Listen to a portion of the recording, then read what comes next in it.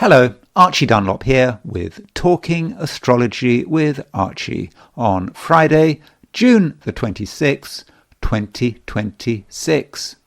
Today, of course, I will be talking about the 12 signs, and I'll be going through the 12 signs, and I will be giving my usual forecasts.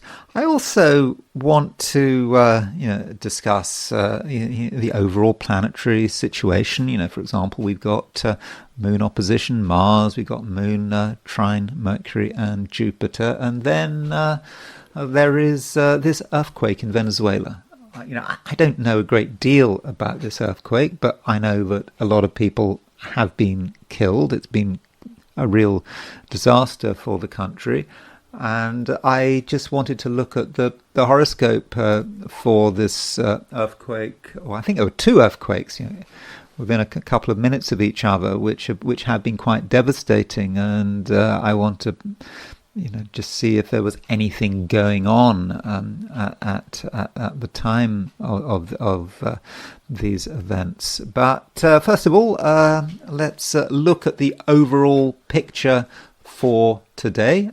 Here is the chart for today, set for noon New York time on Friday, June the 26th, 2026. By the way, don't forget to like and subscribe if appropriate. So as far as what is going on, so at noon New York time, the moon is at 28 degrees Scorpio. So the moon is right at the end of Scorpio, getting ready to move into Sagittarius. And as far as when precisely the moon moves into Sagittarius, well, London time, it's at 7:41 p.m. this evening. So that means if you're in New York, that's at 2:41 p.m. this afternoon. If you're in California, that would be 11:41 a.m. in the morning. If you're in, if you're in Saudi Arabia, that would be at 9:41 p.m. So that would be well into the evening. If you're in Australia or New Zealand, the moon will go into Sagittarius tomorrow. So depends where you are, but we do have this sign change. And what I think is interesting here is what the moon does as it is leaving Scorpio. So the moon makes three aspects. The moon makes a trine to Mercury, it makes an opposition to Mars, and then it makes a trine to Jupiter. And so, having these three aspects together, it is potentially quite powerful. And the question is it fortunate or is it not? I mean, the moon opposition Mars is creating a problem, so it looks good. The fact that we have the moon making a trine to the Mercury-Jupiter conjunction. Now, this Mercury-Jupiter conjunction in late Cancer, it's getting quite close. It's within 3-4 degrees, but it never gets there because Mercury is about to go retrograde. And that is something we should remember. Mercury is slowing down now in a big way. And so that kind of feels unfortunate. So close to having that conjunction, but it never happens. But then you could say that the moon brings it all together. Moon first makes a trine to Mercury, then it makes a trine to Jupiter. And so there is a Mercury-Jupiter feel to today. And, together, Mercury and Jupiter, might be good ideas up to a point. We don't want to be too obsessive about ideas, remembering that there's no planets, at least no traditional planets. Okay. Uranus and Pluto are not traditional planets, no traditional planets in air signs. But still, there is some thought. And Mercury and Jupiter is also about talking, it's about communication, saying the right thing, not talking too much. But if we get it right, I think our words can be quite effective. And so we've got this Mercury-Jupiter conjunction. We've got the moon making a trine to Mercury and Jupiter. But then the moon makes an opposition to Mars. So if you think about the sequence, moon trine Mercury, sounds good, moving towards Jupiter, but moon opposition Mars gets in the way. And so if we look at things in, if you like, the worst possible light, we could see it as something being spoilt, something coming together. We're coming together perhaps with other people, everything seems to be working fine, but then there's something happens. There's an irritation. Someone gets annoyed. Circumstances change. We just start to have bad vibes. We can't help ourselves. We have to just say the worst thing that can possibly be said. Just one word can spoil everything.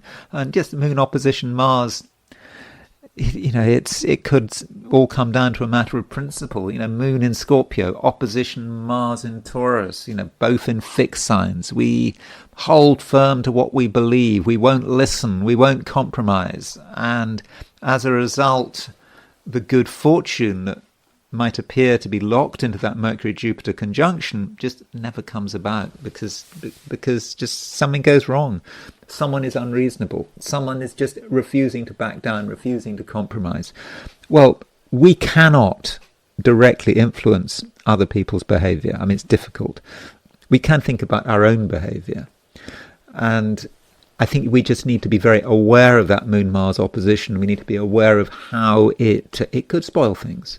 And we could be in a situation where something is working, where maybe a relationship working, maybe an opportunity working, but someone gets angry. Just someone decides that they have to allow their ego to just spoil everything. But for our part, we can just try as hard as we can to be reasonable. Additionally, we have a quincunx between Sun and Pluto. So the Sun is at 5 degrees Cancer, Pluto at 5 degrees Aquarius. So Sun in Cancer, quincunx Pluto. And when you've got a quincunx, it's about something we're trying to deal with that we don't really want to deal with, but we kind of know it's important. So it's like that Pluto principle, that dark Pluto principle, the principle of change, of transformation, something quite heavy. But we don't really want to address it. It's just too complicated. But if you feel that something is too complicated, it's not worth getting involved in, maybe that would be a mistake. And maybe if we want to make the most of everything, we have to take something on board. We take it on board reluctantly, but it might well turn out to be the right thing to do. So we just can't allow things to just drift off on their own. That Pluto, we want to stay in touch with Pluto in Aquarius, because if we lose touch with Pluto in Aquarius, it just becomes some random energy that can make itself felt in ways that we don't really want it to be felt. So we do need to be careful with that quincunx. But there is something we need to bring in the same way that we need to bring in that moon opposition Mars. There is some conflict and disagreement today. We can't pretend it doesn't exist. That doesn't mean we say we give into it, but if we know we're in a difficult situation, there just might be a way around it all. And then we got Venus quintile Uranus.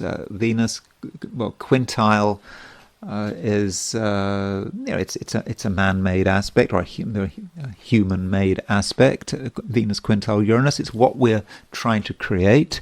Some of us will have this will to create change. Uranus, and it might be about Venus is about relationships, about other people, trying to create a new social situation. And we know it's not going to happen all by itself. And we have to make that change happen. And we have that idea about how it can happen. And Venus can be about money as well. So if we're not satisfied with the way things are working out financially, then maybe through our own efforts and our own plannings, we can change the situation and make things work for us rather than against us. That is the picture. Of course, I set the chart for New York. If we set the chart for For Sydney, Australia, it's a somewhat different picture because the moon is earlier in the sign, and that's the only thing. I mean, the moon is at 21 degrees Scorpio at noon, Sydney, Australia. So if you are in Australia or New Zealand, certainly the moon is going to be in Scorpio, all day long, and the moon is applying to a trine with Mercury and Jupiter, so there's no need to sort of get up early to make the most of that moon trine Jupiter. It's just going to be developing throughout the day, and that means you do have time, but don't forget the moon is also applying to an opposition of Mars. So as I was saying to everyone, regardless of where you are, just don't allow things to be spoilt. Really see where the luck is, and find a way of using it. And then there's the heliocentric picture. I mean, I want to look at this before I look at the earthquakes in Venezuela. And so heliocentrically, putting the sun at the center of the solar system. This means that the Earth, like yesterday. The Earth is applying to a square of Saturn. It's separating from a square of Neptune. So the Earth is squaring the Saturn-Neptune midpoint heliocentrically. And so, it says a lot about what we're experiencing, the fear that people are experiencing. There's a lot of fear out there. Perhaps some people are afraid of letting go because they don't know what will happen. I mean, they want to let go. Many people want to let go. But if you do that, then it might just feel that, anything could happen, and that's not what we want. But of course, with Earth square Saturn, Earth square Neptune, they do have this geocentric correlate. So we know that geocentrically the Sun is applying to a square of Saturn, it is applying to a square of Neptune. So in a way, the heliocentric chart is telling us what we could already tell from the heliocentric chart is telling us what we already know from the geocentric chart. But there's a slight difference in terms of timing. But right now, over the next day or two, Earth square Saturn. There is certainly some heaviness about that, and not something we can entirely ignore. And additionally, Mercury is still opposition Uranus. It was exactly opposition Uranus yesterday, but heliocentric Mercury in Sagittarius, opposition Uranus in Gemini. There is a feeling that things could happen, that we hadn't necessarily expected. It might be about ideas and thoughts which could be disturbing, or just could be something that someone says. And then there is the earthquake in Venezuela. I haven't really looked at it in sort of huge detail, certainly in terms of the news, but I know, I'm looking at the comments, people are saying, what about the earthquake? Did you mention the earthquake? Did I predict the earthquake? No, I did not. As I repeatedly discuss, it can be very difficult to forecast earthquakes. You have to spend a lot of time looking at all of these sort of astrological permutations, looking at astrocartography or what, and perhaps even national charts or the charts of cities. The chart of a city. And can you really look at the chart of every city out there, assuming that you have these charts? But still, I think it would be useful to use our 2020 hindsight to see what was going on with the earthquake. So here is a chart for the earthquake, and you will notice that it appears to be set for Caracas in Venezuela. Although it is set for although it says Caracas, Venezuela, I've changed the longitude and latitude to fit the precise location of the earthquake. And I believe it happened at 6:04:33 p.m. local time, which is 10:04:43 p.m. Greenwich Mean Time, Universal Time. And so I am not saying that there is necessarily anything that necessarily really stands out about this chart. One of the signatures of an earthquake is Uranus on an angle, but you can see here that Uranus is not on an angle. I mean, Uranus is square the nodes. That's true. We know that with Uranus square the nodes, that's been causing all sorts of trouble, around the world. But angularity is something that I wanted, that I really would have liked to have seen. Okay, you could say, certainly with hindsight, that you've got Sagittarius rising, and Jupiter is in the 8th house. So 8th house is the house of death, and so that fits. We also have an approximate Sun-Neptune square, and the Sun, also applying to a square of Saturn in the end. And the Sun and Neptune are both angular. I mean, the Sun is in the 7th house. Of course, I'm using Placidus house systems. The Placidus house system, of course, from a whole sign house system. The Sun would be in the 8th house. So we have got the Sun in the 7th, Neptune in the 9th, and although this is.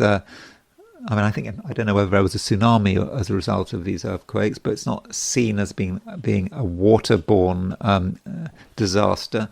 But there is Neptune on the IC. It's not on the IC, but it's in the 4th house, in the Placidus 4th house, and so that undermines the foundations of things. So we got the Sun square Neptune, but I just looking at the raw chart of that. I very briefly looked at midpoints. I'm sure there's something that I've missed. And there's one commenter, Venus speaker Kazemi, who always finds something I've missed. So Venus Kazemi speaker rising will no doubt notice something about this chart that I should have seen. In which case, I'm sure I am about to be corrected. Of course, we've got the Moon in the Via Combusta, Moon in the first half of Scorpio. So when you've got the Moon in the first half of Scorpio, you can expect things to go wrong. You can expect the unexpected with the Moon. With the moon in that position. But when we're looking at this kind of chart, Mercury is sextile the midheaven. You don't really associate Mercury sextile the midheaven with earthquakes. But when you're looking at this kind of chart, what you should be doing is not just looking at the chart of the event, but you should be looking at the chart of, for example, previous lunations and the solstice, because we just had the summer solstice in the northern hemisphere. So what you would do is you would take the exact moment of the lunation or the exact moment of the solstice, and then you would set that chart for where the earthquake happened. So there was a new moon. There was a new moon just before the earthquake. It was, but it wasn't just before the earthquake. It was, it was a week or two before the earthquake. But so that new moon is a point of power, and so we can look at the new moon just before it happened.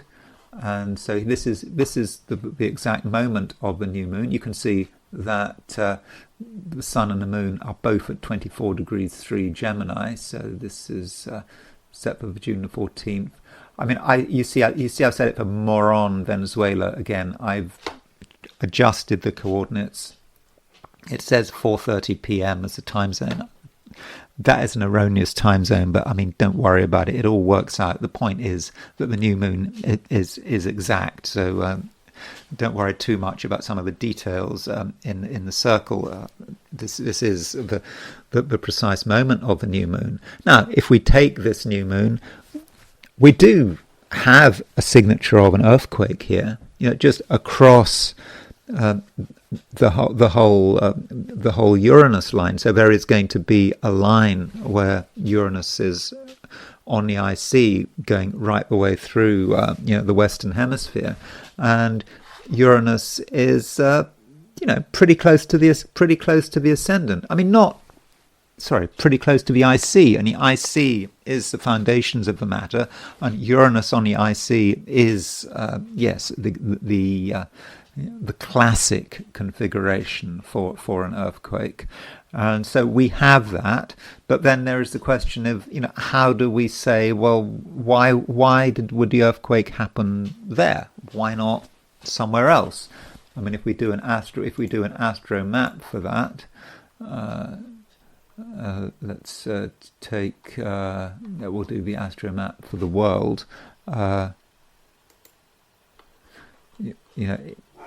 This red line is all the places where Uranus is on the IC. So it goes through Argentina, Brazil, up through Venezuela, through sort of eastern Canada. So you could say, well, that earthquake could have happened anywhere. I mean, look, goes right through Jamaica. Has Jamaica been in the news yet? I mean, it might be in the news. I mean, I haven't been following Jamaican news, but is that planet sorry, I should know. I think that's Jamaica, or is that Jamaica? What's this island here? God, my geographical ignorance is terrible. I don't think it is Jamaica. I think that's anyway. There is this Caribbean island here, which I feel really stupid not knowing what that island is. Or is it Puerto Rico? I think it's Puerto Rico, actually. But, have we heard from Puerto Rico? As far as I know, no, there wasn't an earthquake in Puerto Rico. So that's not really helpful in terms of predicting an earthquake. We would have really had to have looked at, I think, something else, like, for example, the Venezuela horoscope. I could be looking at the Venezuela horoscope, but I was doing it at kind of, at the last moment. So that is the new moon before the event, which with 2020 hindsight makes sense, because we do have a signature of a serious earthquake, but I'm not quite sure of how much predictive value it would be. We'd certainly need a lot more research. Now, we could look at the solstice, and the solstice happens at a precise moment. Again, this chart has been set for the location of the earthquake, and don't worry about the time zone. I have sorted it all out. So this is for the precise moment that the sun went into Cancer. Now, this is much more powerful. The ascendant, this is for the first earthquake, is at... no, sorry, it's not for the first earthquake. This is just the solstice. This is just telling us the solstice before the earthquake. The ascendant was at 311 Gemini. The Uranus was at 312 Gemini.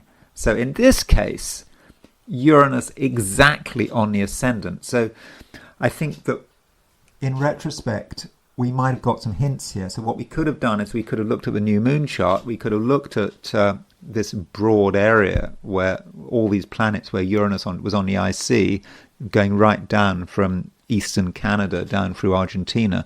And then maybe we could have used the solstice chart to fine tune, saying, hold on, we got these two charts, Uranus on the IC on one, we got Uranus on the ascendant on the other, and yeah, it is really very, very exact, and I think that might tell us something quite important. I also think that Saturn is reasonably close to the ascendant midheaven midpoint, I think. So what's that? 320. That would be about 28. I mean, yeah, you've got Saturn is conjunct the ascendant midheaven midpoint, and Uranus is exactly on the ascendant. So I think it is the solstice chart that really gives us a hint that something bad of the nature of Uranus, like an earthquake, but it could be happening here.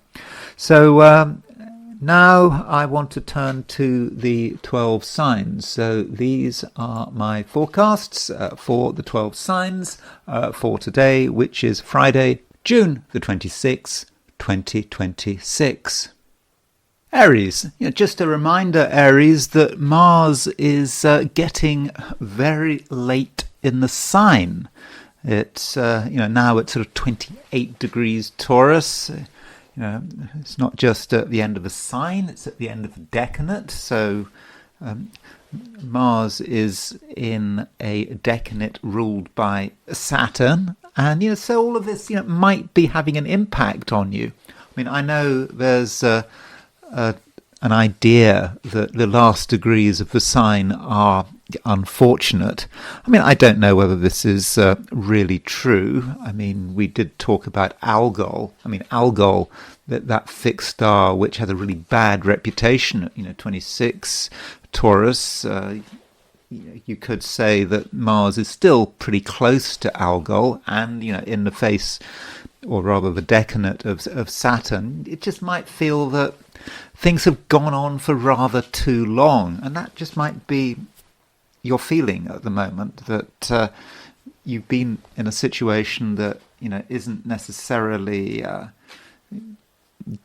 getting any better. At least that might be your perception. You just want something new. You've had enough, and things are changing, very much so. So if you're feeling a bit negative today, Aries, I wouldn't worry about it. And if you can see things through, I do think that there will be a definite improvement. And I'm not just talking about tomorrow or next week. It might be that over the course of the day, there might be an improvement. So if you look at not just at Mars, but you also look at the moon, the moon is making an opposition to Mars. Now, moon opposition Mars can be a very difficult aspect. Okay, it's a short-lived aspect, but it's an aspect that can be quite angry and also opinionated. So, moon opposition Mars might be about things you want to stand up for, or perhaps stand against. And I don't think you're going to be particularly tolerant. If something annoys you, you're going to want to tell people how you feel. And so, if you do feel annoyed and you keep it to yourself, well, okay, there are advantages. You may stay out of immediate trouble, but on the other hand, you just feel sort of, rather, frustrated. And so, everything has become rather long in the tooth here. And as far as change is concerned, okay, we can look at change taking place in a few days' time. The fact that Mars is about to change sign and move into Gemini, I think in many respects that move of Mars into Gemini is something to look forward to. It's just going to mean that there's more space, more room to move, more room to think. Although it is true that Mars is about to make a conjunction to Uranus, and it's getting ever closer to that conjunction to Uranus.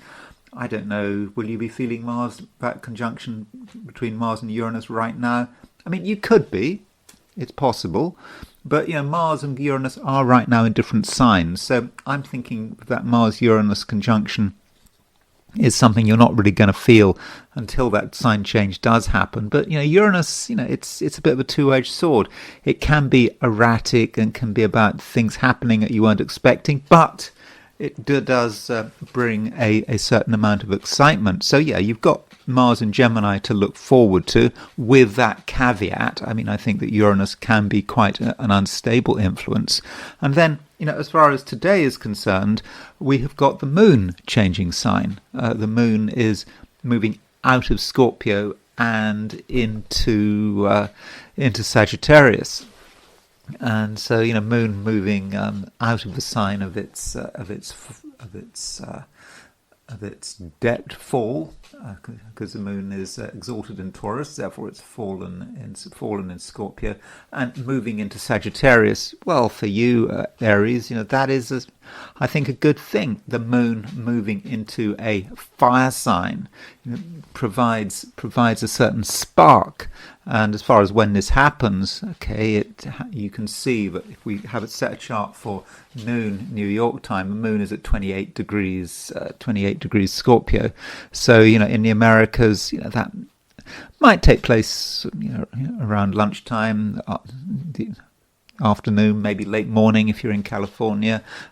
So that does bring a favourable change. Now, if you're in Europe, then you might have to wait a bit longer this evening until the moon makes a sign change. So, yeah, if you're looking at this video from Europe, you might experience a change this evening. So, you don't give up on things. Don't think that everything is very sort of intense and scorpionic, and you don't think it has to stay like that. And perhaps if you do something this evening, you might experience a change and perhaps see the world in a different and more optimistic light. I mean, as far as being negative, well, okay, it's not really about being negative. It's just feeling a bit pressurized. And with this question, should you say something? Should you not say something? I do think, regardless of whether the moon is in Scorpio or Sagittarius, that right now the average Aryan is going to be quite communicative, at least have the capacity to communicate. And so I think you do have a real chance to say what's on your mind, for better or for worse. Taurus. So Mars is starting to really move towards the very end of Taurus. And, Mars moving through Taurus has, had its ups and downs. Mars is quite an assertive, aggressive energy. And so hopefully with Mars moving through your sign, you have been able to assert yourself, in a constructive way. And you've been able to sort of get things done, and people have understood, what you like, what you don't like. And now that the Mars is, now got just a couple of degrees left, in fact less than 2 degrees left, you might feel that you have to see something through, and it might even be the case that there could be a certain hurry, because Mars is an impulsive energy. And so right now you're thinking about the future, you're thinking about what you have done, what you haven't done, what is still left. And so today and over the next couple of days you might feel a certain sense of rush. Of course, it's important not to exaggerate. I mean, Mars can be, quite a destructive energy. I mean, it's still quite close to Algol, that fixed star, which can be, rather problematic, and you might just push something just a little too far, a little too hard, and there could be a negative response, and it might be best if you just wait it out. One aspect we do have today is an opposition between the moon and Mars. So moon in Scorpio, Mars in Taurus. So this opposition is taking place, across the main axis of your chart. So whenever you've got Moon-Mars opposition, particularly like that, in fixed signs, it can be very stubborn, and you might decide to put your foot down. You are going to assert yourself. You absolutely feel that you have to assert yourself, and you are not going to back down. You're not going to compromise, and it's just possible you might do it in a rather clumsy way. That can be something about Taurus. I mean, not every Taurus, not in every situation, but you decide you're not going to move on a particular matter, and the way you assert yourself it doesn't quite work.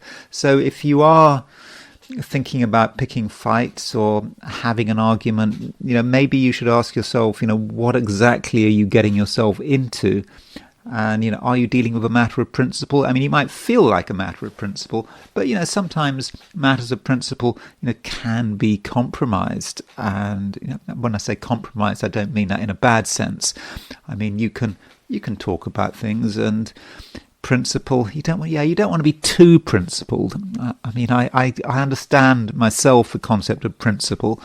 I mean, I've got Taurus rising, but then I've also got Sun in Gemini, so there's a a bit of a mixed picture there. So don't feel that you have to completely stick your neck out, and try as far as possible to be versatile and to use your intellect, use your brain.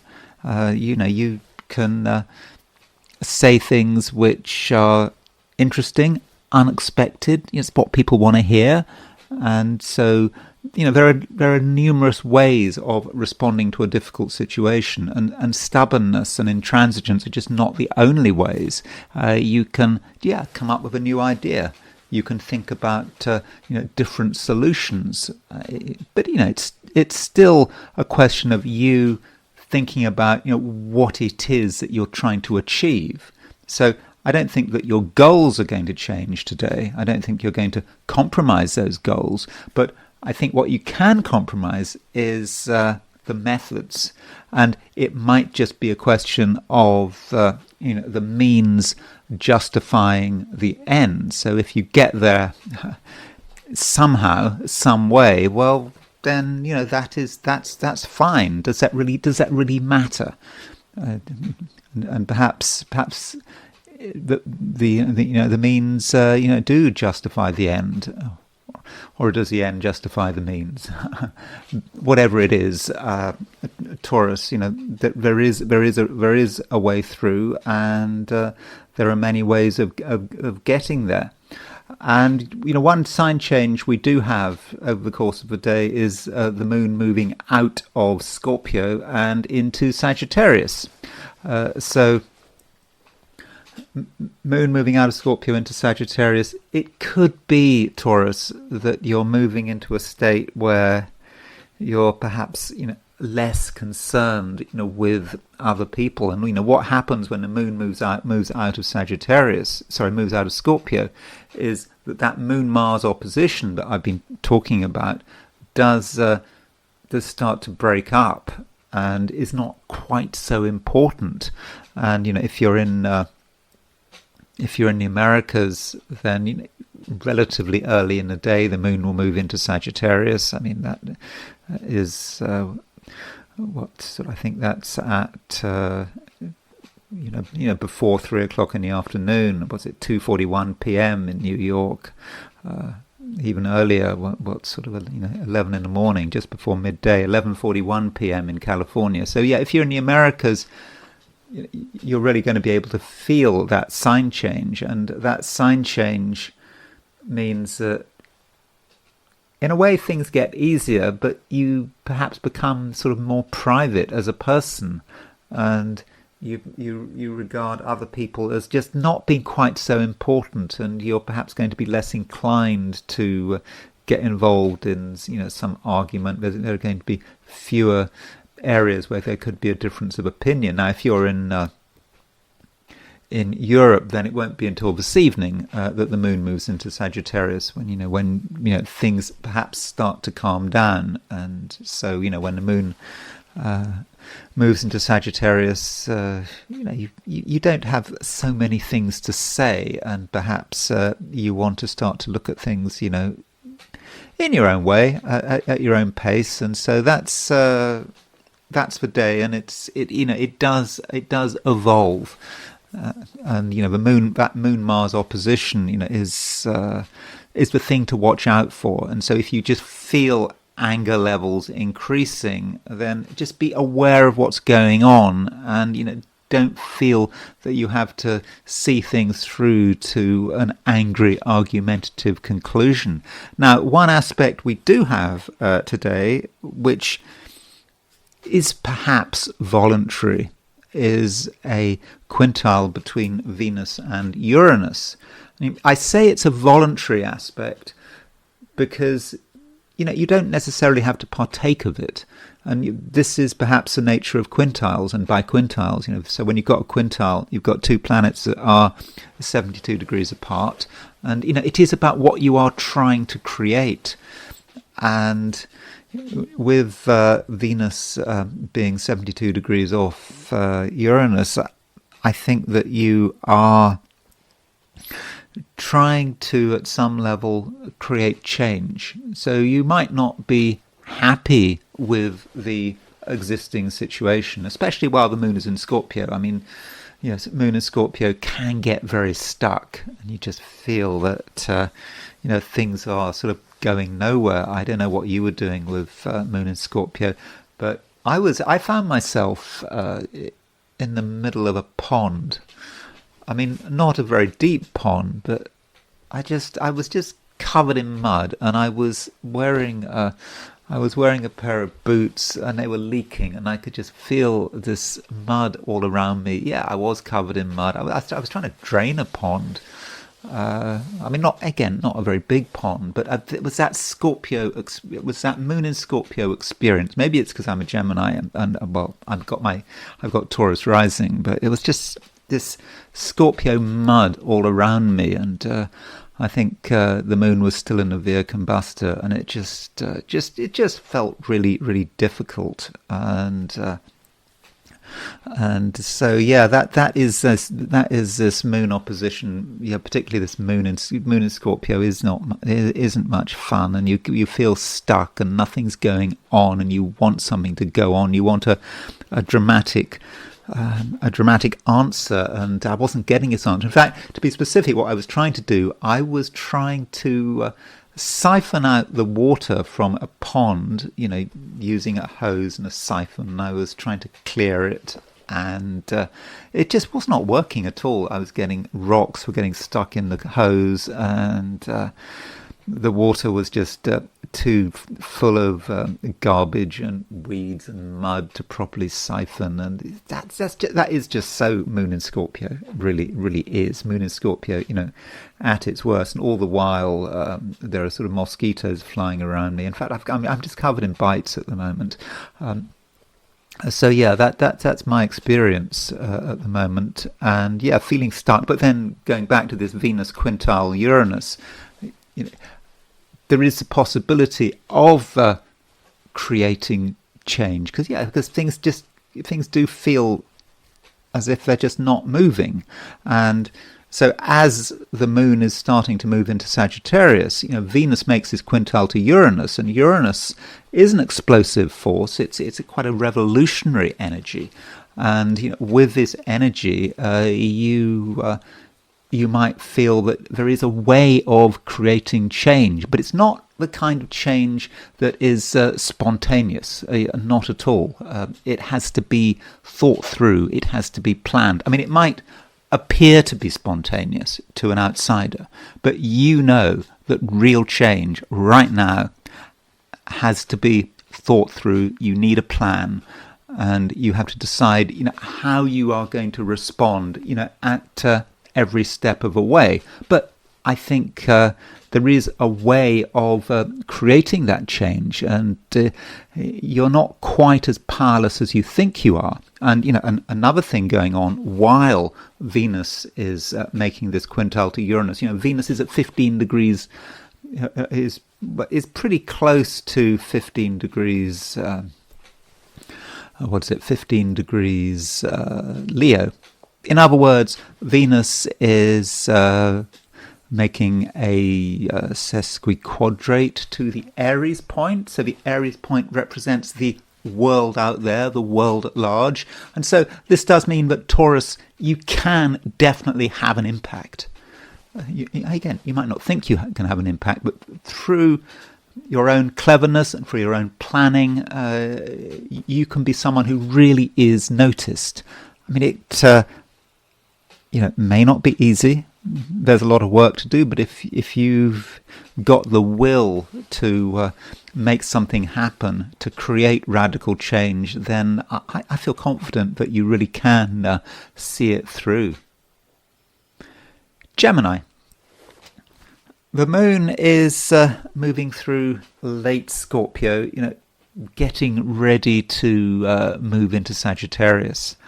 And, while the moon is moving through Scorpio, you might be feeling just not quite yourself, feeling rather tense.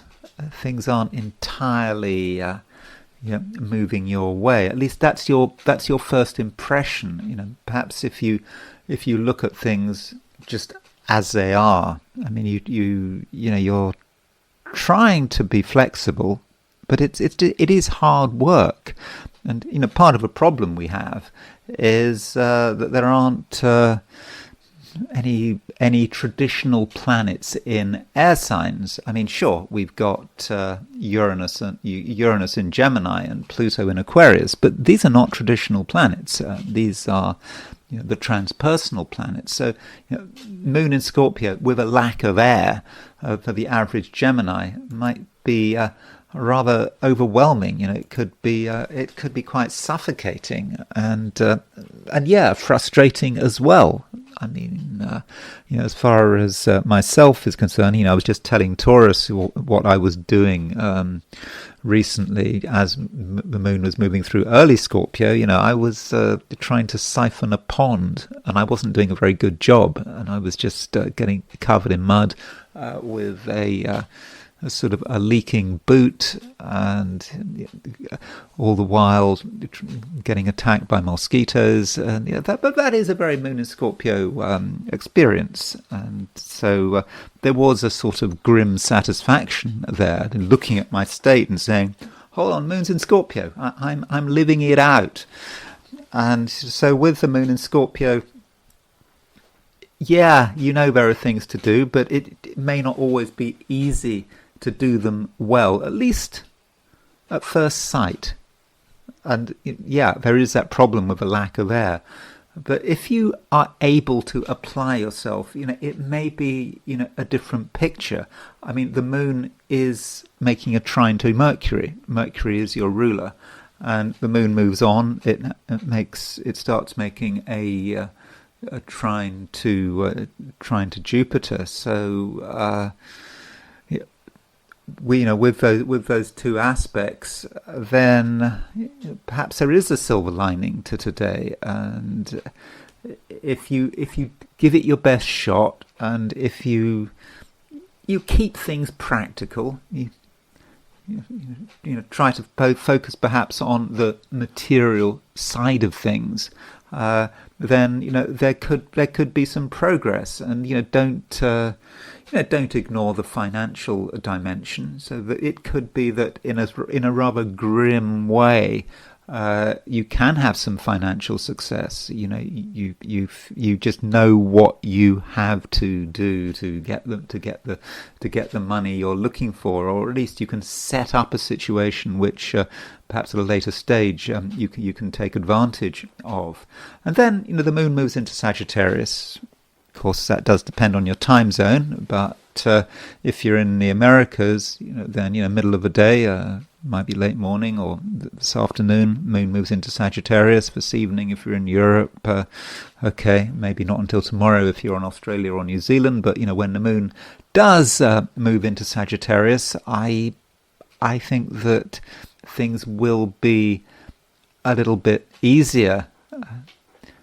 Perhaps just because the moon is out of Scorpio. There's more room to breathe, and additionally, it might be easier to get on with people. When the moon moves into Sagittarius, it does start making a trine to Venus, a trine to Saturn. Okay, you might not get those aspects until tomorrow, but you've got grand trine in fire signs starting to form. And so there could be sort of more movement on a social level. In fact, your social skills aren't that bad. I mean, Moon trine Mercury is a communicative aspect, but I think you're going to function best when you're communicating about on sort of a practical level, at least during the first part of the day. When you're talking about things which are just real and serious and down to earth. If you're talking about fun stuff, well, you might have to wait until the moon moves into Sagittarius. So overall, Gemini, I'm not saying it's going to be an easy day. It could feel somewhat frustrating, but if you stay with it, I think that there are going to be some opportunities to make progress, even to be lucky. I mean, the moon does not just trine Mercury, but it does also trine Jupiter. So it just could be that you make your own luck. And if you're prepared to work hard at something and really focus on what matters, you could eventually start making some kind of sort of grinding progress and eventually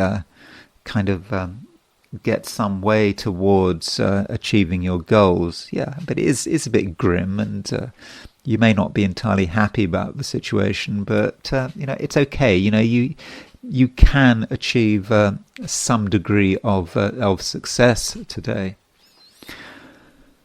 Cancer.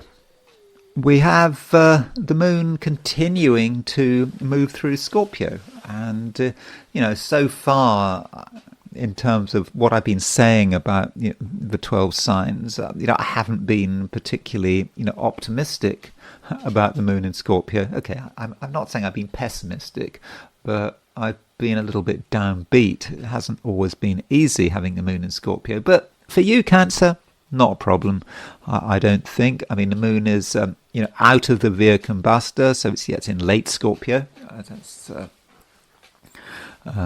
It's an okay place for the moon to be. I think you're able to take control of the situation, and most importantly, the moon makes a couple of useful aspects. It makes a trine to Mercury, makes a trine to Jupiter. Yeah, it does make an opposition to Mars, but I don't think that's anything that you can't handle. I think when you think about the moon making a trine to Mercury and Jupiter, I mean, that's, I think, what you should focus on. So maybe, Cancer, you should work out how you're going to handle things. Now, you could decide to make today all about moon opposition Mars. I mean, moon opposition Mars is an argumentative aspect. It's about one side thinking, believing that they're in the right, not being prepared to compromise, battling its way through, and it just could be quite exhausting. Remembering that this Moon Mars opposition, is in fixed signs. Moon in Scorpio, Mars in Taurus. It's all very serious, and no one wants to move, and it's not easy. So you could focus on that Moon-Mars opposition. If you decide you want to get involved in a conflict, you've got a good chance of winning. I mean, Cancerians are, difficult people to take on. Once you're in a battle with a Cancerian, your chances of winning are, often less than 50%. Cancerians do know how to look after themselves. But if you want an easy day, perhaps you should focus on something else. Focus on, for example, Moon making a trine to Mercury, Moon making a trine to Jupiter. So there is a case here for thinking about the positive, and so Jupiter is still in your sign. It doesn't move out of Cancer until next week. Make the most of Jupiter in your sign. And Mercury is making a conjunction to Jupiter. Now, this conjunction between Mercury and Jupiter never happens. But the moon kind of makes it happen. The moon brings the two of them together. Moon first makes a trine to Mercury, then makes a trine to Jupiter. So through your own actions and through your spontaneity and your optimism, you can create some wonderful effects. But it's just important that you don't get annoyed, that you don't allow, if you like, the Moon-Mars opposition to get in your way. And it's at this stage that we perhaps really need to think about the sequence. Moon makes trine to Mercury, then it makes an opposition to Mars. Then it makes a trine to Jupiter. So you might say that Mars is just frustrating the whole thing. Anger gets in the way, and anger stops you from seeing something through. And so that is something that you need to avoid. Cancerians do get angry, but if you do hit some flack, if you do come up against other people's attitude, other people's negativity, perhaps you just have to be relaxed about it, and just stick with it. And so this is perhaps how you should see it. And so what I'm saying is with astrology, perhaps one has a choice, and perhaps the astrologer needs to guide one in the right direction, or you need to guide yourself in the right direction. And there are just two ways of handling the astrological symbolism. So that is a way of looking at it. I mean, there is another way of looking at it. You could argue that Moon opposition Mars might be an inevitable conflict. There is a difference of opinion. And I think that probably is the case. There's something that hasn't been entirely resolved. But Mercury and Jupiter may actually represent the resolution. And so if you are in a conflict situation, if you are feeling frustrated or tense or whatever, there is a way through. Something is there to help you. Perhaps something is, offering you a hand, out of some quicksand or a bog. I mean, I'm not saying it's a complete bog, but if you find yourself just being sidetracked and stuck and getting annoyed about something, there is a solution, and it just might require just a different way of thinking. So, Cancer, what I'm really saying is that you do have a choice. It's not just about being fated to have to deal with things in a particular way, particularly with that Moon opposition Mars. You do have options, and then the Moon changes sign, and this sign change, Moon moving into Sagittarius. That does create a change. I mean, there is a positive side to Moon moving into Sagittarius. It means that the Moon opposition Mars is really not such an issue. It also means that you perhaps have to sort of refocus. So perhaps you've created something, you're very pleased with yourself for what you've created, but it's not entirely straightforward. It's still in areas a bit of a mess. And so maybe having done something, having started something, when the Moon moves into Sagittarius, you perhaps have to have the vision and the intuition to understand what now needs to be done, how something can be tidied up, how the loose ends can all be brought together. Leo, like yesterday, Leo, you do feel a need for change. You're not entirely comfortable with the way things are going, and as far as you're concerned, things could be better, and you might even feel that some things need to be almost overthrown. They're not just going to sort of gradually disappear all by themselves. It could take some time. At least that's how it feels. And I think at the moment also, Leo, you value your own freedom and your own freedom of action, and so you're very aware of anything that might stand in your way. And one aspect that we do have today is a quincunx between the Sun and Pluto. So the Sun and Pluto are 150 degrees apart, and Pluto might just represent an energy that you don't really want to deal with or address. At least you don't really want to really understand what it's all about.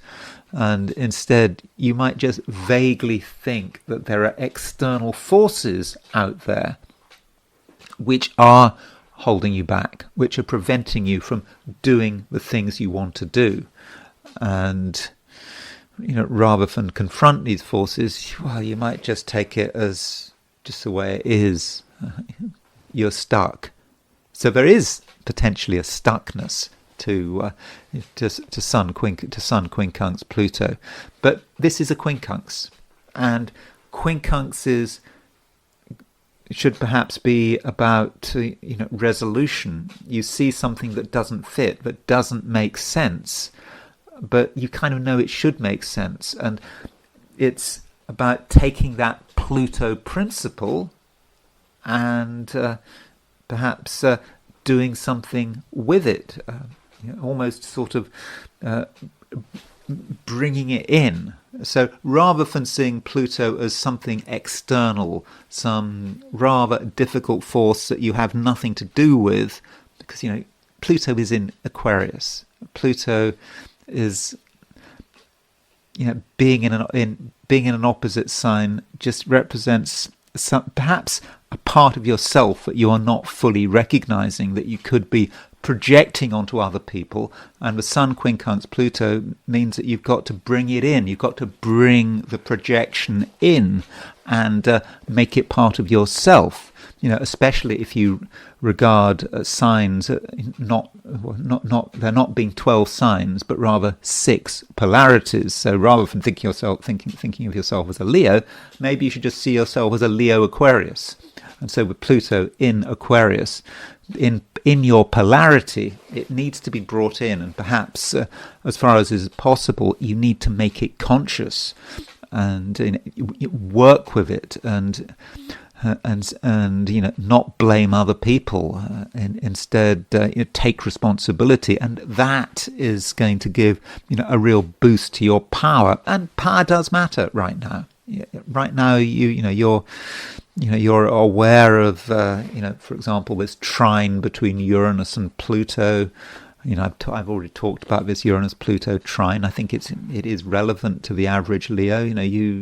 You want things to change, and if change is possible, then it's got to be done through your own effort, and through your own sort of conscious efforts. Now, one other thing I should mention is that today we do have an opposition between the Moon and Mars, and Moon and Mars can be quite a difficult energy. It's in fixed signs. Moon is in Scorpio, Mars is in Taurus.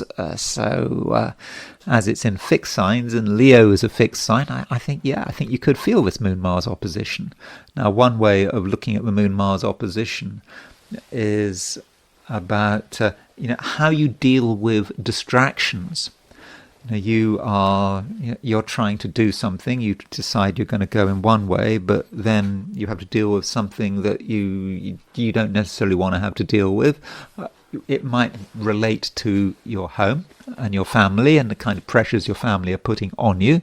So you might be trying to move in a particular direction. You might be quite ambitious about it, but there are sort of forces perhaps from your home or your family that are trying to hold you back. Or it might be that external forces, from the outside seem to be disrupting your sense of security. So it kind of depends on your situation. But this Moon-Mars opposition, it just could be about things trying to undermine each other. At least that's how it might feel. And it kind of links perhaps with that Sun quincunx Pluto. You're just feeling that there are these external energies that are trying to be disruptive, and the solution remains the same. The solution is about conscious awareness, and perhaps realizing that what seems to be an enemy, what seems to be a disruptor, could actually work in your favor if you were to give it a chance and be open-minded and reasonable, and just consider different alternatives. I mean, you have to think about what you are trying to achieve and how you're going to do it, and the more reasonable you can be, the better. Virgo. The moon is changing sign. It's moving out of Scorpio into Leo, and out of Scorpio into Sagittarius. And so in late Scorpio, I think that there are, Virgo, definite things you can be doing while the moon is moving through late Scorpio. Now, quite how long you've got to take advantage of the moon moving through late Scorpio, it does depend on your time zone. If you are in California, well, the moon moves into Sagittarius sort of late morning. I think it's at 11:41 p.m. If you're in New York, that you've got a couple more hours, so that would be early afternoon. If you're in Europe, then it's not until this evening. So you've got the moon in Europe and Asia, Australia, New Zealand. You've at the very least got until this evening. Maybe you've got all day to take advantage of the moon moving through late Scorpio. Now you might say, well, is there any advantage in the moon moving through Scorpio? Well, Scorpio is a good sign for the moon to be moving through from a Virgo perspective. The moon joys in the third house. It doesn't joy in Scorpio, but the Scorpio is the third house from Virgo, the third sign from Virgo. And when the moon is making a trine to Mercury and a trine to Jupiter, making a trine to your ruler, that is something that you, I think, can really use. So moon trine Mercury might mean that you can be very communicative. You can tell people what's on your mind. You can tell them what is important to you. And the moon moves on and makes a trine to Jupiter. So from a relationship perspective, those lunar aspects, moon to Mercury, moon to Jupiter, really are quite important because, of course, Mercury is ruler of Virgo, Jupiter is ruler of Pisces, your opposite sign. So through your words and through the way you communicate, you can bring people together and you can create a connection with certain other people. So if you're trying to work on relationships, trying to develop relationships, I think that you can, and it's not necessarily just through what you say or what you write. It could be about where you go to. It could be that you decide you want to go on a short journey. You go on that short journey and perhaps you visit someone, and it all works out very well. But the problem is that there's something happening in the middle. So we've got these two lunar aspects involving Mercury and Jupiter, but what happens is the moon makes a trine to Mercury, then it makes an opposition to Mars, then it makes a trine to Jupiter. I think I've got the sequence right. So you can see the problem there. So that moon opposition Mars could be a frustration. It could be a situation which actually is quite good, could be quite good, but something just gets in your way. I mean, it could be down to you. I mean, it could be that you just get irritated about something. You get annoyed, and because of your annoyance, it could spoil everything, and you just show some irritation. And it might be a situation where a relationship could work. You could have an opportunity to get on with someone, but just because of someone getting annoyed, it might be you getting annoyed. It could be something you say that is controversial, does cause a bit of aggravation. Just because of that, it really could be very disruptive. And so, from your point of view, do try to be reasonable. If you feel any irritation, I think in most cases it's probably best to keep it yourself, or just to realize it's just not really worth bothering with. So That's a way of looking at things, and so you have an opportunity, I think, to get close to people. But there is this question about what you do with the anger element.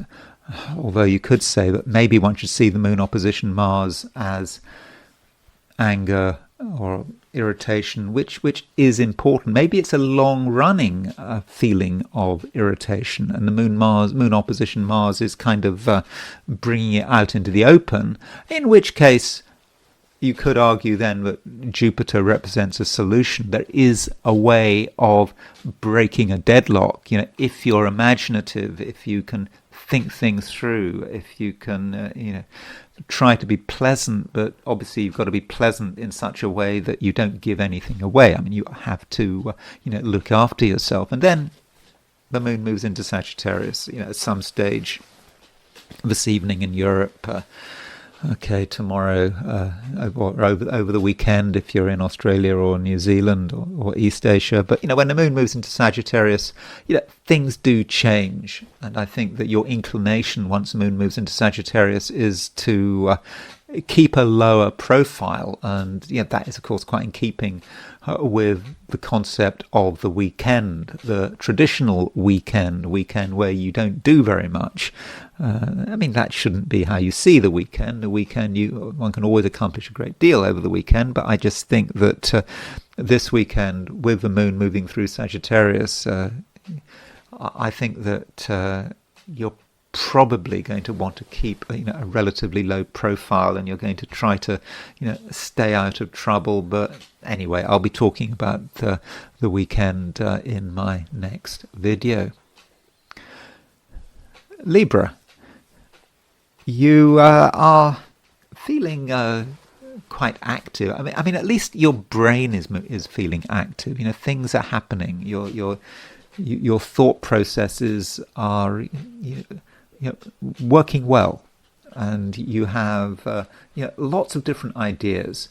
And the question is, what do you do with your ideas? I mean, what you could do with your ideas is you could just talk about them. You could tell people, how you feel, and what is important to you, at the moment. And you might not realize what's important to you at the beginning of the day, because you have a sudden inspiration, you realize something, and as a result of this realization, you think that you've got to take some action, you've got to do something.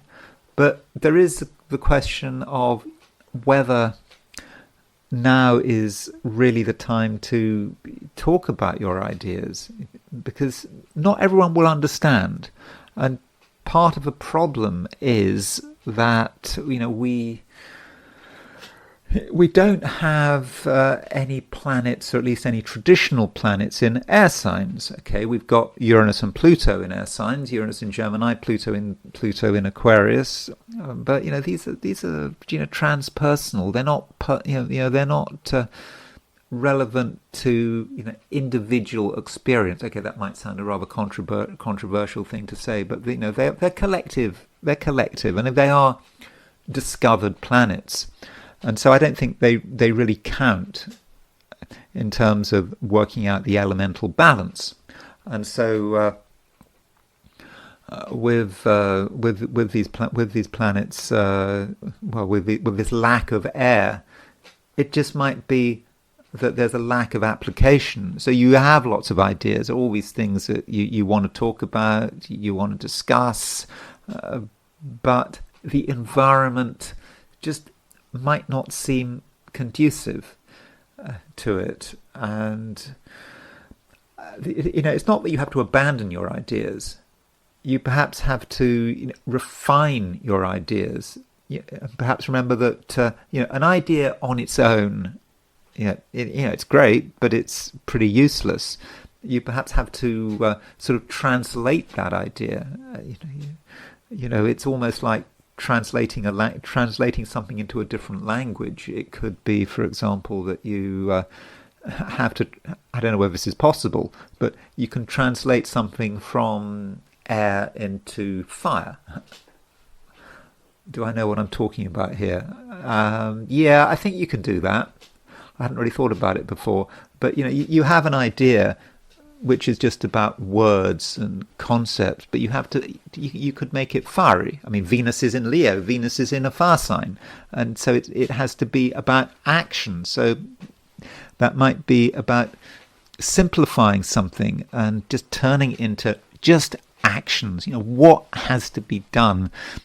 Don't talk about it. In fact, if you talk about what's important to you for too long, people might just turn off. People might not understand. You might turn off. You might even get sort of bored or distracted by your own words. And so maybe action is the way forward.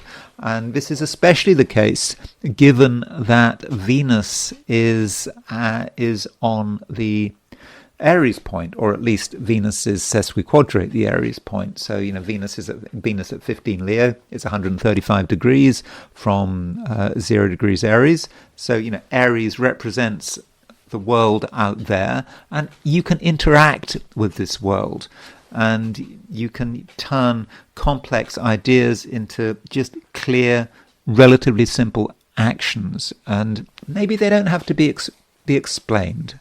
You know that you've got these ideas. You know that your ideas are based on this and that and whatever, but you don't necessarily have to talk about it. Perhaps you should just be judged by what you can do, and through your actions, you just come over actually as being quite an exciting and interesting person.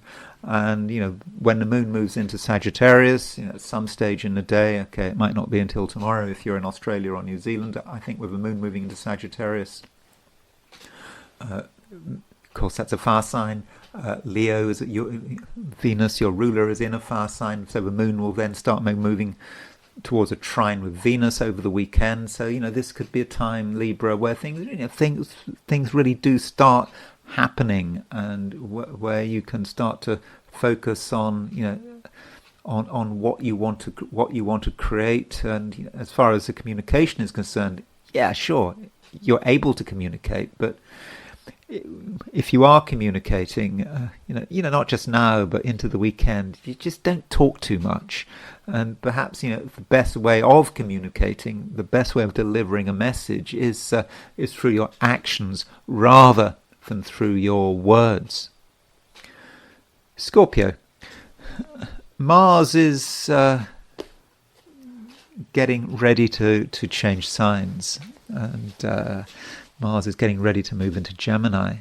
And so, recently, of course, Mars has been conjunct Algol. I mean, it's still close enough to have an influence. And so with Mars conjunct Algol, you might regard certain things as being difficult, as being rather heavy and complicated. And don't forget Mars being in Taurus.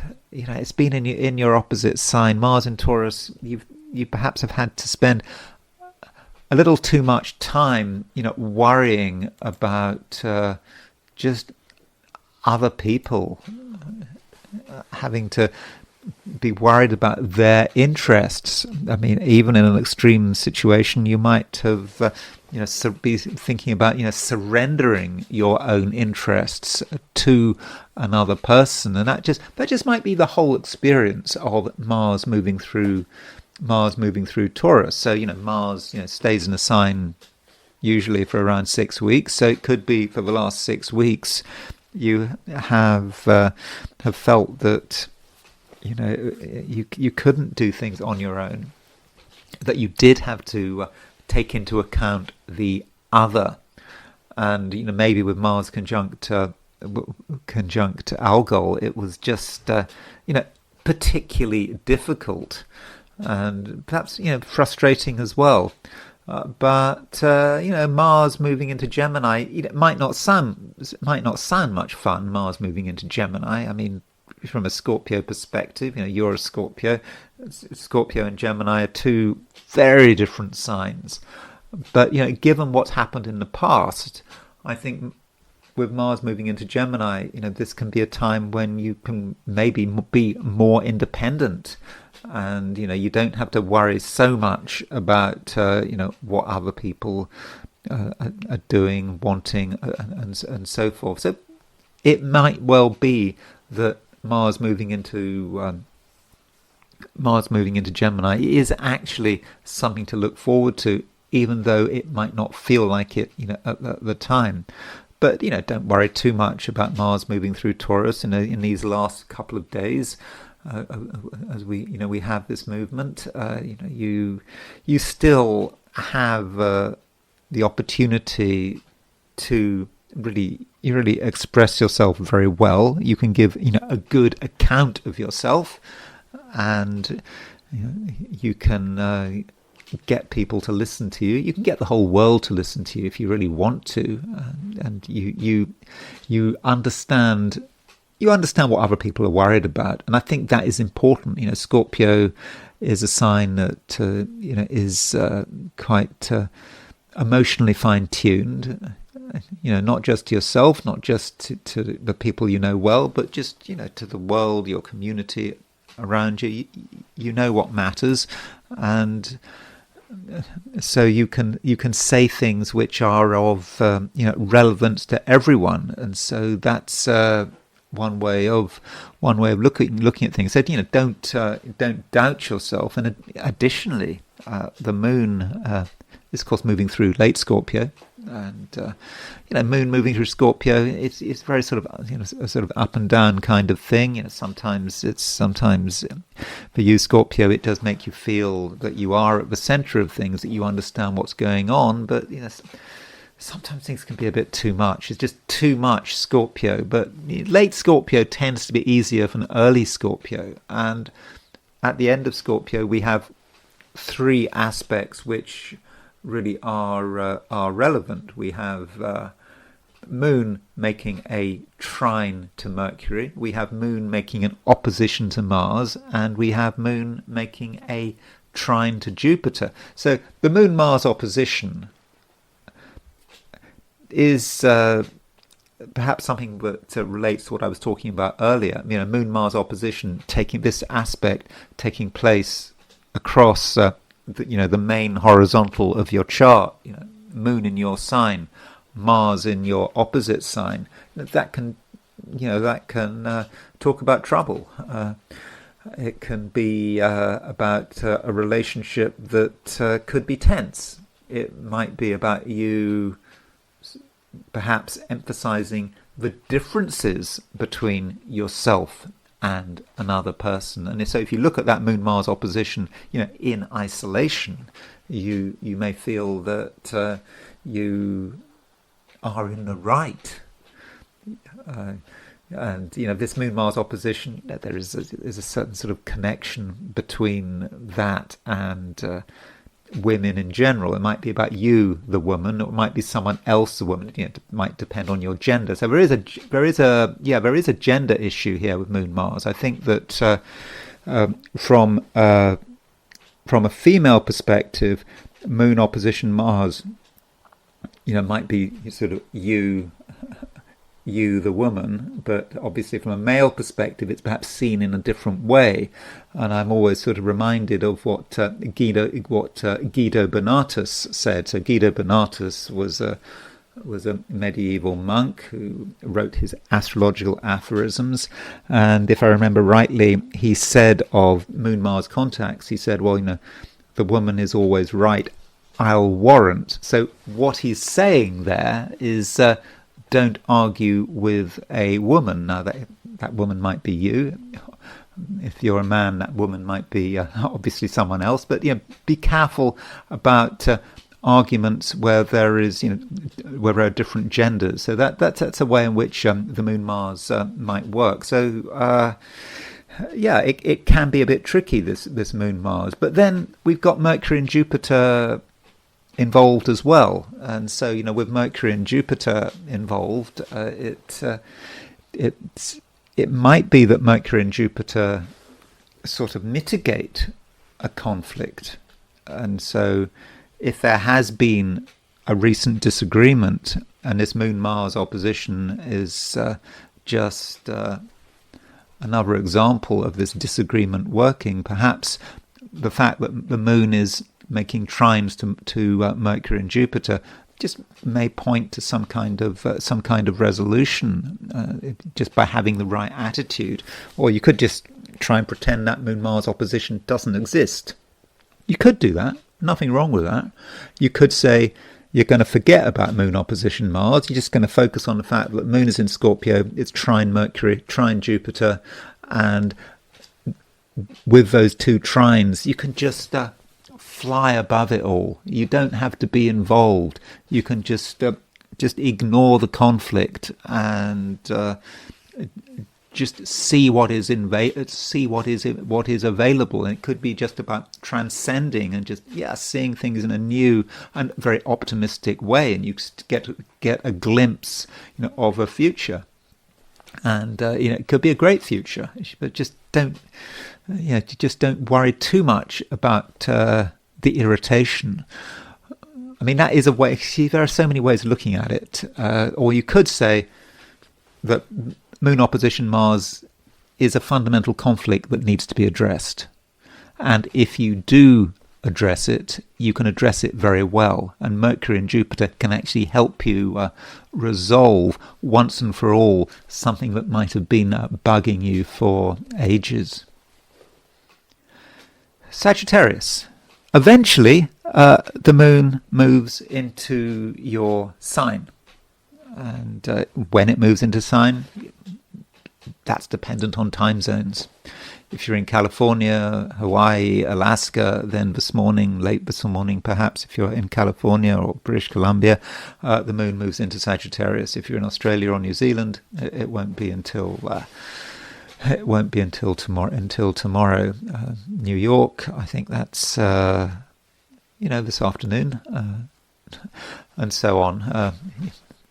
This evening in Europe. So when the moon moves into Sagittarius, I think that things do feel better. The moon is in your sign, and the moon is making a trine to Venus, it's making a trine to Neptune, making a trine to Saturn, so we kind of got a sort of grand trine in fire signs, and so you just feel capable, that you're able to be yourself, reconnect with your fundamental Sagittarian self. So it does seem that things are on the up. But shorter term, you might have to deal with some of the stuff going on in late Scorpio. And when I say stuff going on, that might sound rather negative. I don't think it need be negative. I mean, the moon is making a trine to Mercury and Jupiter. It's also making an opposition to Mars. And so if you're thinking about Mercury and Jupiter, just remember, Jupiter is now at 29 degrees 14 minutes Cancer. At noon New York time. In other words, it's really, really getting ready to move into Leo. And it does feel now that something is coming to an end, that perhaps a particular phase of your life is coming to an end, but it's not quite over yet. And so the moon trine Jupiter is I think that is the last major lunar aspect to Jupiter. Okay, there may be an opposition. I think there's an opposition, but it's certainly the last favourable aspect to Jupiter before Jupiter leaves the sign. And so I would kind of urge you to reflect now on what does it mean for Jupiter to be into Cancer, to be in Cancer, be exalted in Cancer. And I think that it is having an awareness of your own emotions, the power of your own emotions, and being able to tell yourself that you can deal with things that are complicated. Now, Sagittarius is a sign that in some respects has a reputation for being, straightforward. I won't say simplistic, but, straightforward. Just spit it out. Say what's on your mind. Let's not play games. That can be the Sagittarian way. And in the process, Sagittarius can be quite tactless, but Sagittarius doesn't mean any harm with its tactlessness. And that's the standard Sagittarian approach. But you are capable of being more complicated, of being able to deal with things at a more subtle and nuanced level. And perhaps this is a lesson of the last year, as Jupiter has been moving through Aquarius, through Cancer, and so the moon making a trine to Jupiter perhaps brings it all together. And that might be your experience today, just feeling kind of at one with things, regardless of what else is going on. And, additionally, the moon making a trine to Mercury and a trine to Jupiter, that might say something about relationships. That, of course, Mercury is ruler of Gemini, it's ruler of your opposite sign, and Mercury is moving towards, or at least it appears to be moving towards, a conjunction to Jupiter.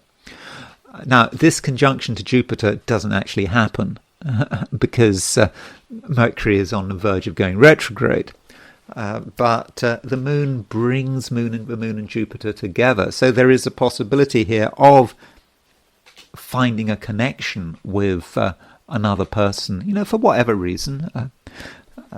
Getting closer to another person. Perhaps you've got something to say to them.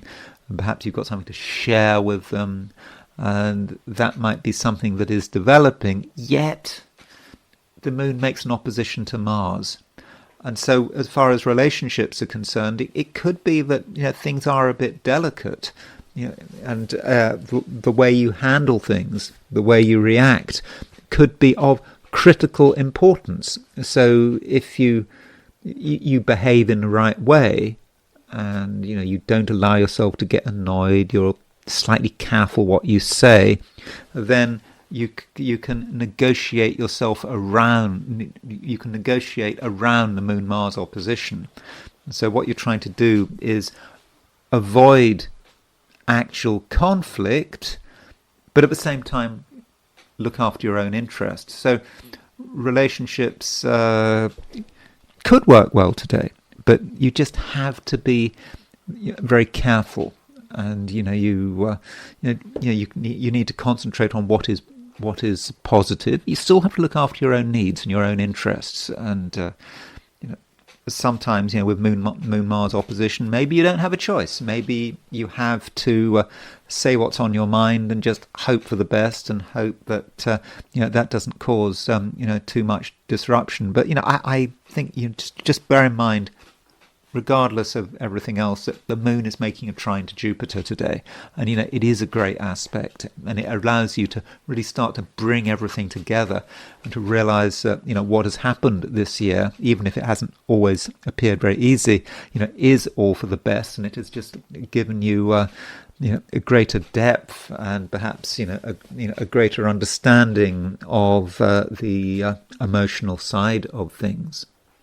Capricorn. The moon is in late Scorpio, at least, it starts today in late Scorpio. It does eventually move into Sagittarius. And so the moon in late Scorpio, it makes some aspects. It makes a trine to Mercury, makes a trine to Jupiter. It also makes an opposition to Mars. But those two trines perhaps are important to you. They are two great aspects.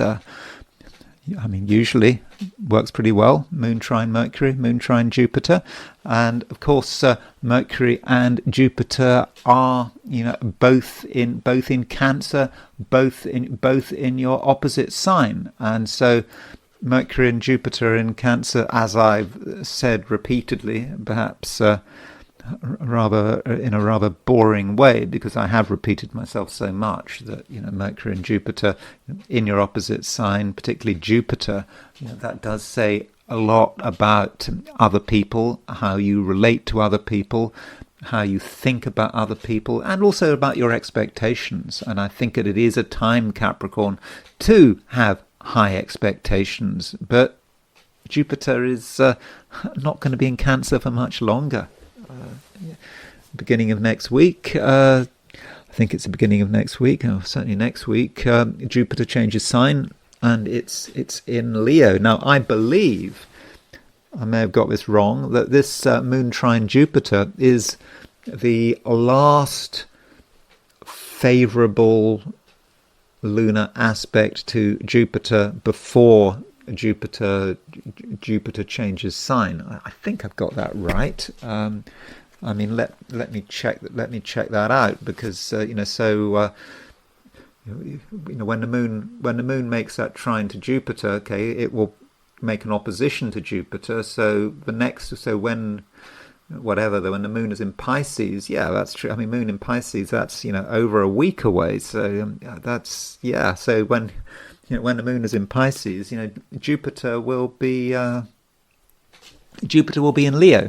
So that might make this moon trine Jupiter quite important in terms of seeing something through, and this moon trine Mercury and Jupiter perhaps allows you to bring something together and connect the dots, perhaps as far as one relationship is concerned, maybe more than one relationship. Do think about the various people in your life, and how you relate to them, how things have been developing, and moon in late Scorpio perhaps gives you an opportunity to, in some respects, resolve the situation. Okay, I think there will be other chances. I mean, in a few days' time, the moon will be moving into Capricorn, and it will make an opposition to Mercury and Jupiter. By the time, let me just check that. So yeah, when the moon makes an opposition to Mercury and Jupiter, need to make sure I've got this right. So moon makes opposition to Mercury and Jupiter. Yeah, that's not until the beginning of next month. So when the moon makes that opposition, yeah, Jupiter will be in Leo. If something needs to be said, then now might be the time to say it. If you have been ignoring someone, you kind of wanted to make a gesture, then don't leave it too long. And so perhaps you should, as far as is possible today, try to focus on other people. And if you want something to happen, if you want to be friends with someone, if you want to patch something up, whatever it is, that might be something you need to be thinking about. And if you're in the Americas, there may actually be a degree of urgency today. The earlier, the better. If you're in California, for example, at sort of 11:41 a.m., the moon moves into Sagittarius. The moon has made its trine to Jupiter. If you're in Australia or New Zealand, it's a different picture. The moon won't make the trine to Jupiter until tomorrow. So from a sort of interpersonal point of view, don't feel that you've got all the time in the world, particularly if there's something that needs to be said. Don't just hang on to it and feel that you're just waiting for the right moment. Maybe the right moment will never arrive, and you've just got to sort of create that moment. But you've got to Capricorn, decide what is appropriate, what is the best thing to do. And additionally, there is an opposition between the moon and Mars, and this moon-Mars opposition, it could be quite willful. I mean, you don't normally associate Capricorn as being a willful sign. I mean, you think that Capricorn is kind of too sensible to be willful. But Capricorn, with this Moon-Mars opposition, there may be moments when you are surprisingly stubborn. It's perhaps because you're thinking about your view of the world, and how you want to do things, and it might occur to you that you've got all the answers, you've got it right. You don't actually have to consider what other people are doing. And, you have to be careful. Is it worth it? Is it worth holding on to what you believe through thick and thin?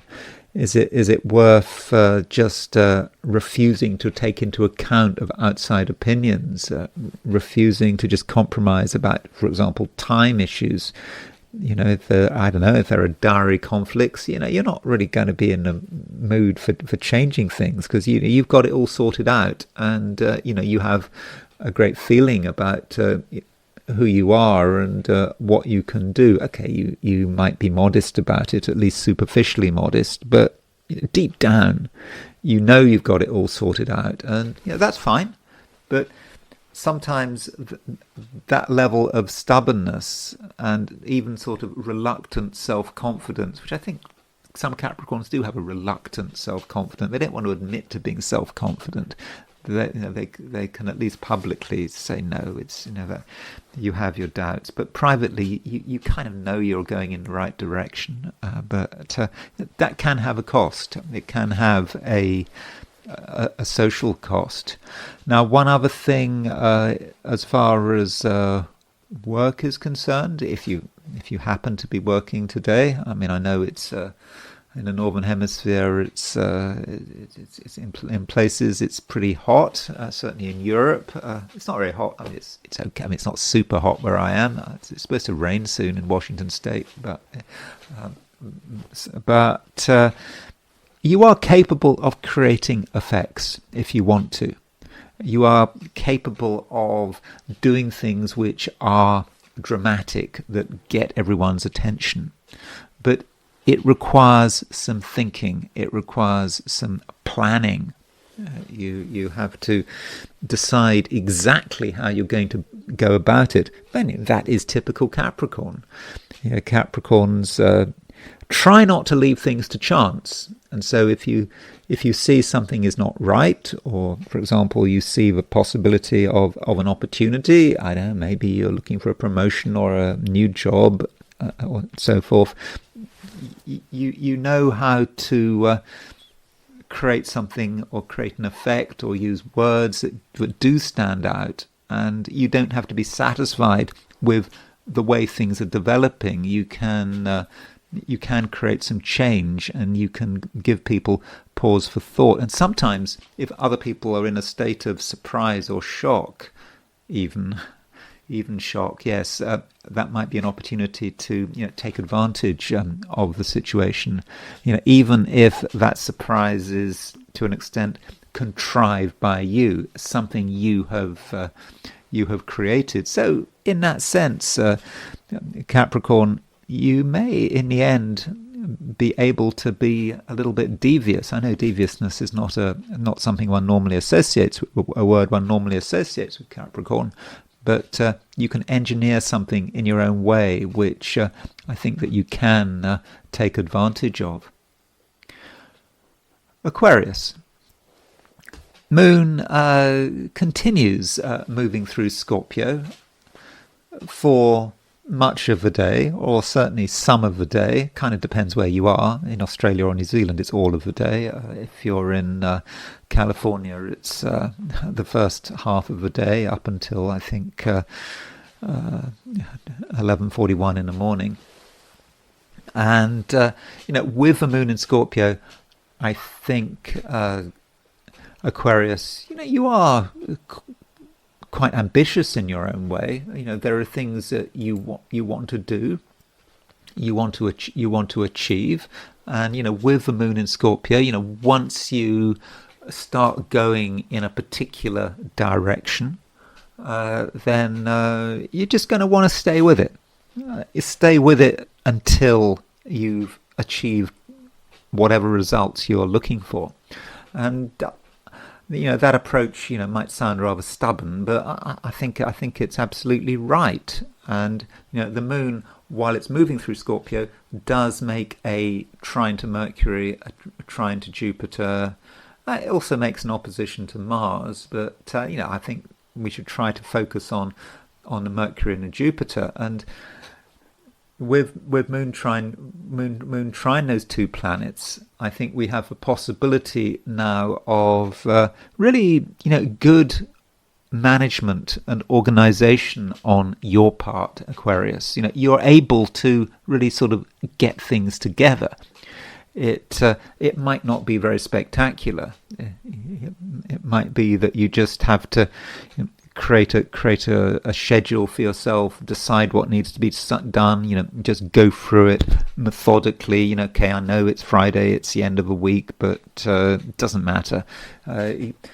You keep going, and you don't allow yourself to be distracted, and in the end, by the time the moon leaves Scorpio, then you can be well pleased with the results. Although that does mean to say that if you're an Aquarian in California, the earlier you start, the better, because I think once moon moves into Sagittarius, well, the moon will still be making a trine to Jupiter, but it will be a dissociate trine. Moon in early Sagittarius kind of trine Jupiter in late Cancer, but it's not working quite so powerfully.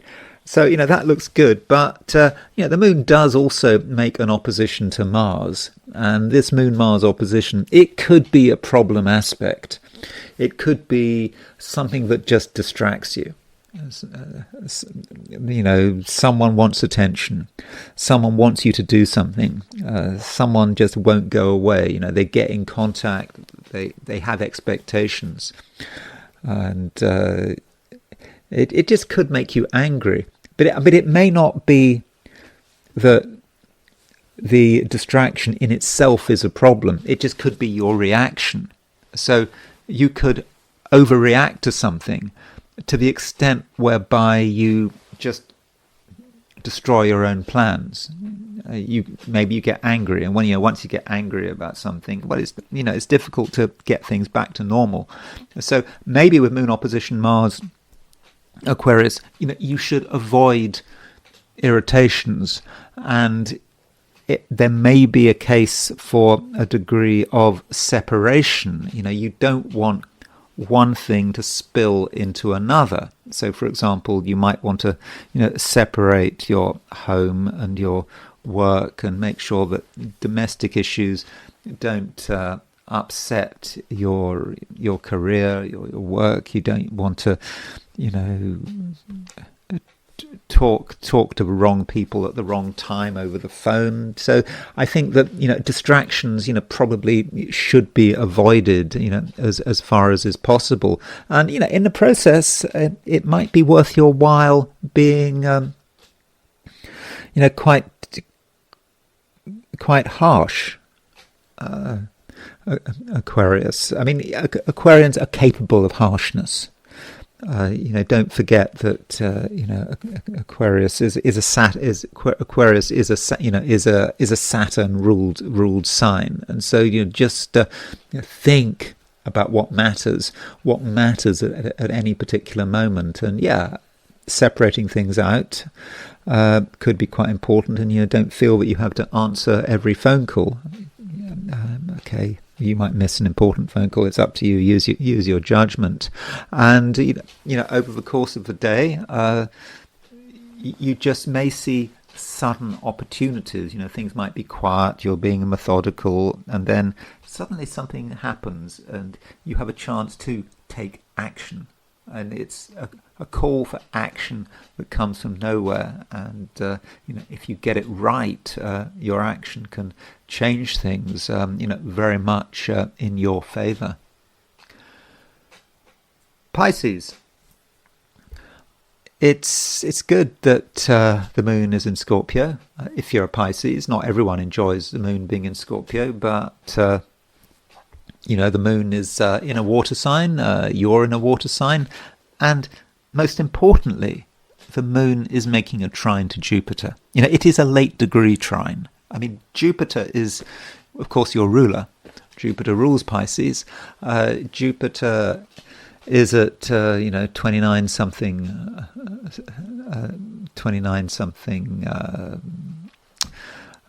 Cancer, and so the moon at 29 Scorpio will make a trine to Jupiter, and so it's really a very late degree trine. And the next time the moon makes a favourable aspect to Jupiter, Jupiter will not be in Cancer, it will be in Leo. So you could say that there is a kind of a last chance feel to this moon trine Jupiter, just something that maybe needs to be resolved, something that you can do, maybe an opportunity that right now is open, but this open opportunity, maybe it won't stay open forever. So if you see a chance to do something, then I would suggest that you go ahead and do it. Why wait? Okay, you've got to consider the situation, but I think it is worth your while. And the moon is not just making a trine to Jupiter; it's also making a trine to Mercury. So the moon through those trines is bringing Mercury and Jupiter together, and Mercury and Jupiter in the Pisces horoscope are two planets that as a pair are connected with relationships and with other people in general, but there may be particular relationships, Pisces, that you need to pay attention to, or rather, you could benefit from paying attention to. There may be people out there who you can get on with. They can be of great use to you.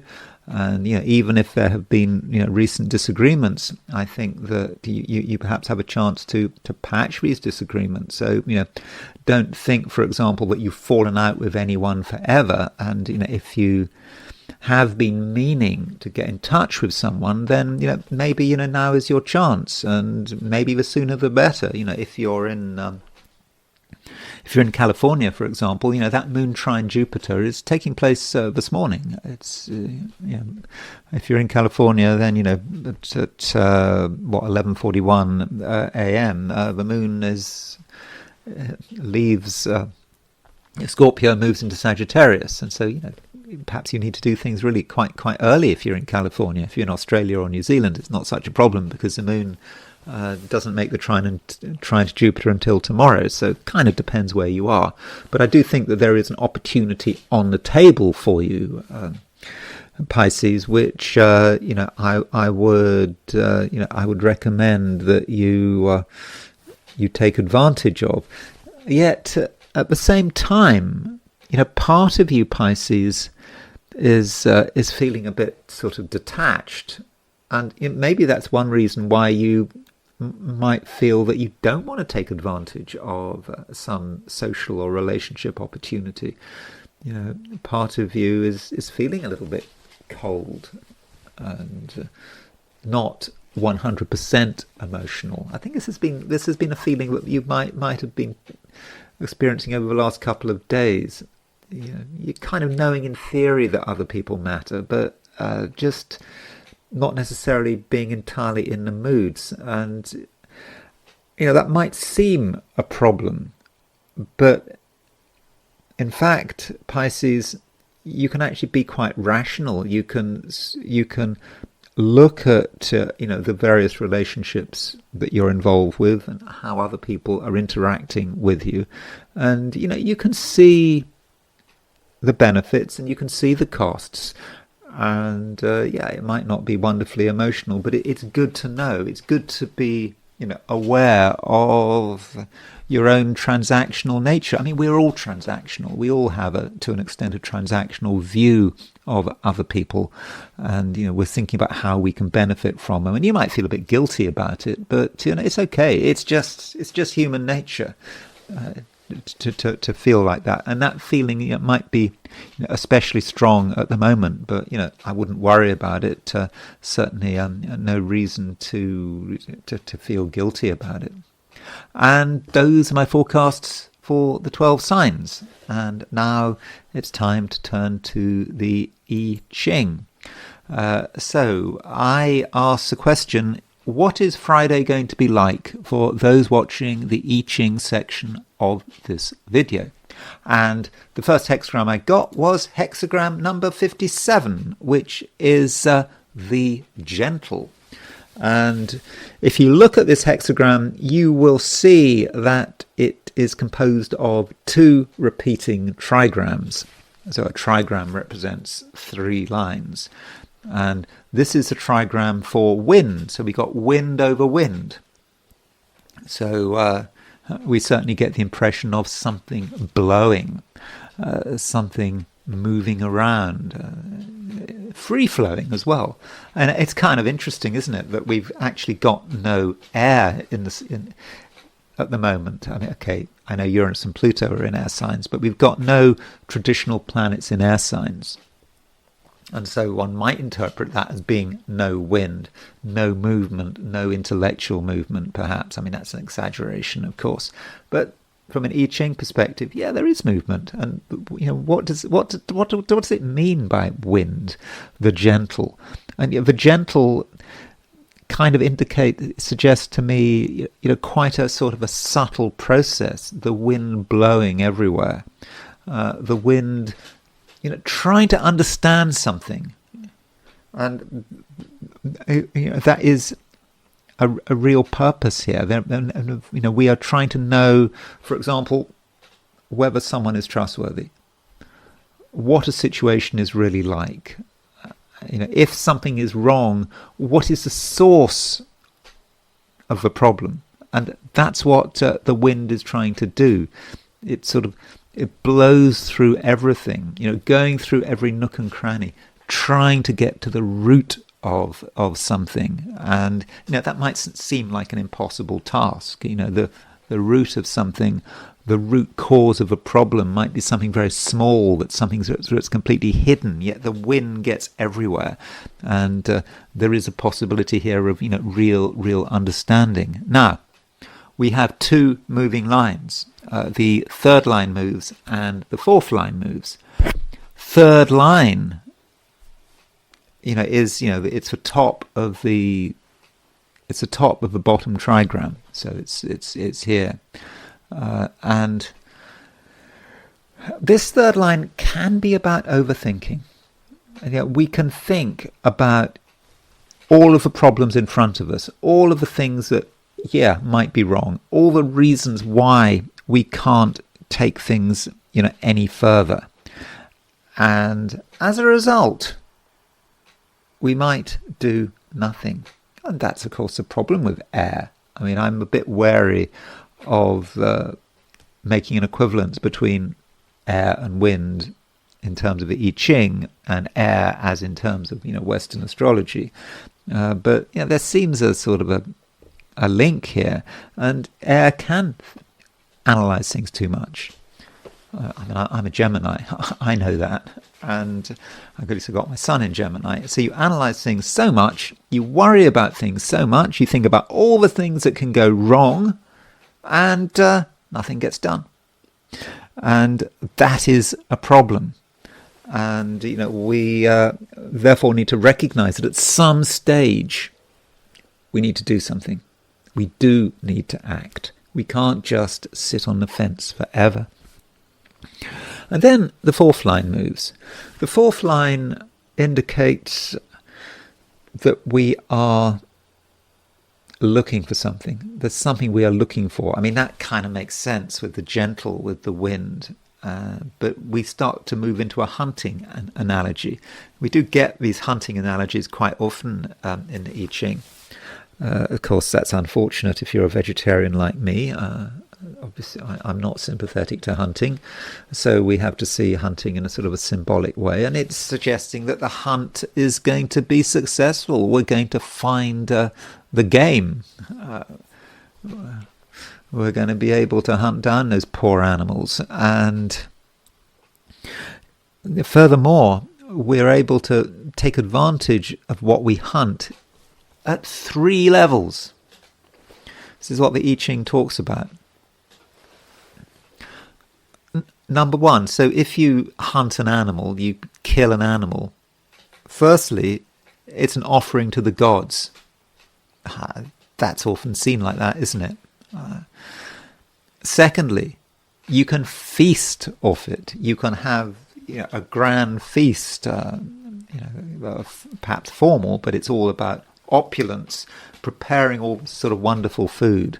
Then thirdly, you can just use it for everyday eating. So that is considered. The I Ching suggests that if you have meat, then ideally you'd be able to use that meat for all three functions: the gods, opulence, your grand feasts, and also just for everyday use.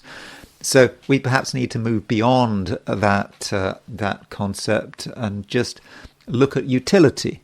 And so ideally, what we do, all our actions should work at all three levels. We do something and we're doing the right thing in terms of our purpose, maybe in terms of our God. If we have a particular religion or a particular spiritual approach, we also do the right thing in terms of other people, impressing the people who matter, and fundamentally also we do the right thing for ourselves. So that is something we can do. So the fourth line, in comparison to the third line, is much more fortunate. And once we get off the fence, we take action, we can find the things that we can find the things that we're looking for. Now, because we got two moving lines, that means we do move to a second hexagram. And the second hexagram, the one we move to, is hexagram number 6, which is conflict. You can see, but it just looks a difficult hexagram, doesn't it? I mean, you've got the top three, you've got all very positive. All the lines are unbroken, but the bottom trigram represents the abyss, and it does talk about conflict. And whatever we do, we may find that there is disagreement. And if we look at this astrologically, this might relate to the fact that the moon is opposition Mars. In my readings for the 12 signs, I've tried to sort of get around that moon Mars trine, and I've tried to moon Mars opposition. I said maybe we can ignore it, maybe we can't ignore it.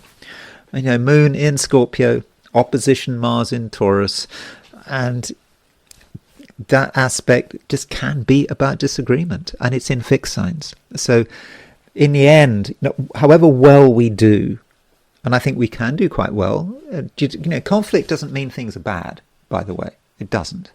We can have a successful day, but we're still aware that there are some people we just cannot get on with, that there is a difference of opinion, and we just have to work our way around it. And that's it. That's all I've got to say for today. Thank you very much for watching this video. If you enjoyed this video, I'd be very grateful if you were to like it. If you're not subscribed, super grateful if you were to subscribe. If you want to buy me a coffee, there's a link in the description. And I will talk to you again tomorrow.